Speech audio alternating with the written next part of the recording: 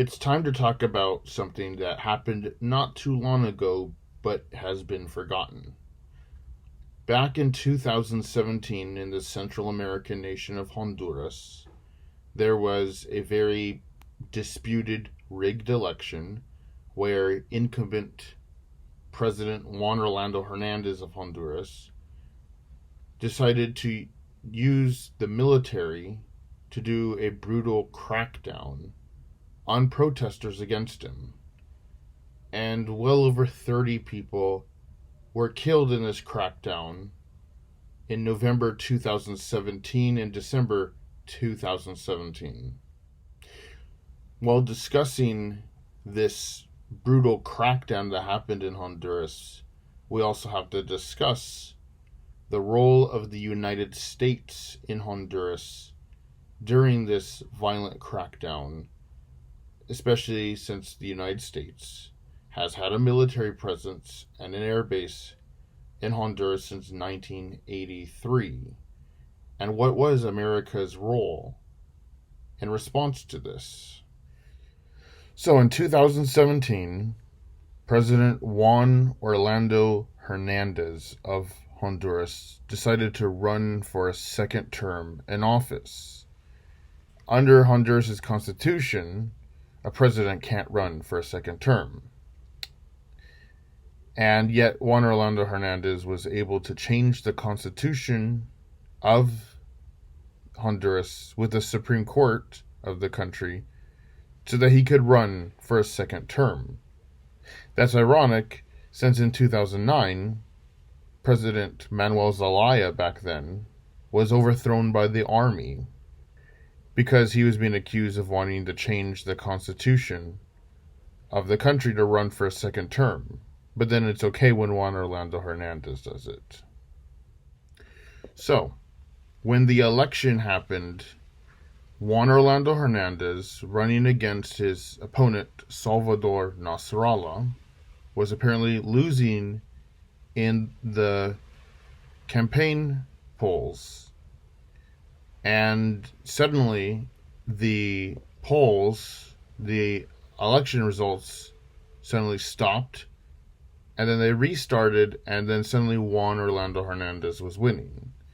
Now, a lot of people in Honduras refused to accept that these were legitimate, and were saying that the election was rigged. It was being manipulated.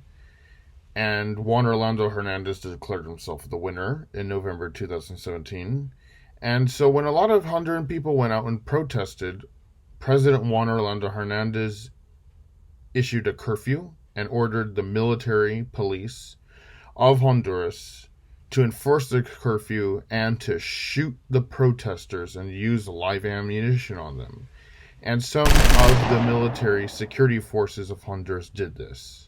Between November and December 2017, over 30 Honduran protesters were killed by the country's security forces, the military. This very harsh military crackdown was condemned by the United Nations. But what was the response of the United States? Nothing. Silence.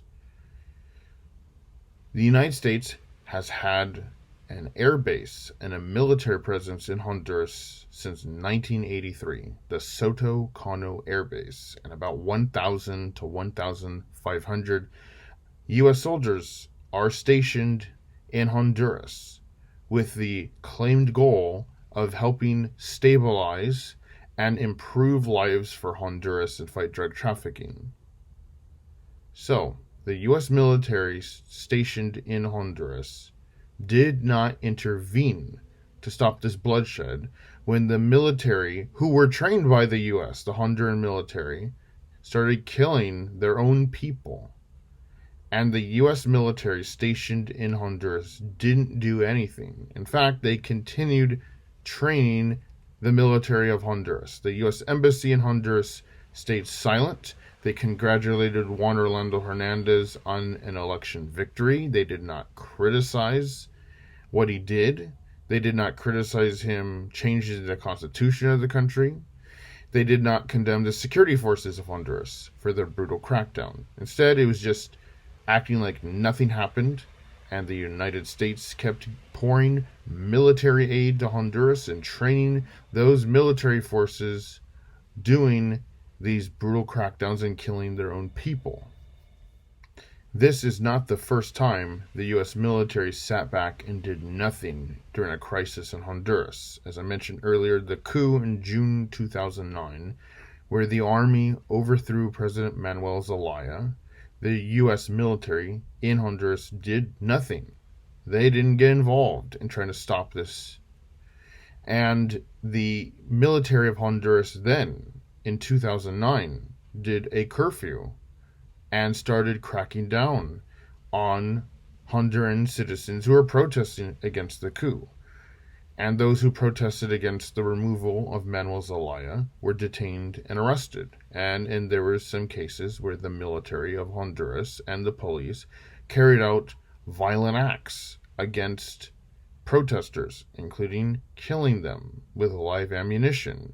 And in this chaos, the U.S. military stationed in Honduras did not intervene to do anything to stop the bloodshed. They did not go to the military of Honduras and say, stop doing this. Neither did the U.S. Embassy. How odd it is that in 2018, when neighboring Nicaragua, which is next to Honduras, did a violent crackdown, in a few months later, then the United States government openly condemned Daniel Ortega's government and its brutal crackdown of protesters in Nicaragua. The United States was very open and vocal, condemning it, demanding Ortega stop killing protesters. But in Honduras, the military can kill as many people as it wants, and they'll keep getting American military aid. How does that make any moral sense at all? How is that not contradictory? You know what else is kind of weird? Honduran President Juan Orlando Hernandez was friends and allies with the Nicaraguan dictator Daniel Ortega. So the United States hates Daniel Ortega. Okay, he's a dictator of Nicaragua and so forth. The U.S. hates him. But America's ally, Juan Orlando Hernandez, is allies with Daniel Ortega and made many photo ops with him, doing handshakes and hugs with him.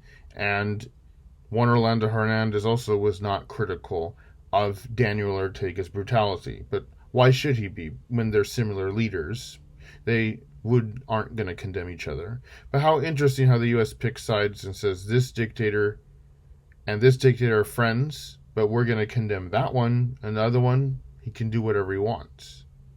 What else is ironic is then this year, as has been reported, Juan Orlando Hernandez is now a bad guy to the U.S. They liked him a few years ago. Now Juan Orlando Hernandez, when his term ended and he stepped down from power in January, the United States instantly turned against him and said he's a drug trafficking dictator and that the 2017 election was rigged and had bribery money. Interesting, the U.S. didn't say anything in 2017 about that. And Juan Orlando Hernandez was extradited to the United States, and he is now in prison in New York and awaiting trial. Will he be probably facing life in prison like his younger brother, Tony Hernandez, is serving a life sentence in the United States for cocaine-related crimes. You know, there's other cases where countries where the United States is allies with and has a military base has done brutal massacres of their people, and the occupying U.S. military forces stationed there do nothing. Like in South Korea in 1980, when South Korea was still a military dictatorship, there was mass protests against military rule, and the South Korean military went about on a brutal crackdown, killing many South Korean protesters. And the U.S. soldiers stationed in South Korea did not do anything then to intervene to stop the bloodshed. The United States government remained silent about South Korea's military dictatorship's brutal human rights record in this incident. The U.S. didn't do anything, and as a result, at the time, many South Korean citizens started resenting the United States even more. In conclusion to all this continued U.S. military support in Honduras after this 2017 essentially massacre fueled Hondurans to also continue resenting the United States and the U.S. role in their country, and it made migration worse as more Hondurans began fleeing their country to flee this kind of brutal repression from their own government, and continues to show that the U.S. airbase in Honduras is not making a positive difference for the country.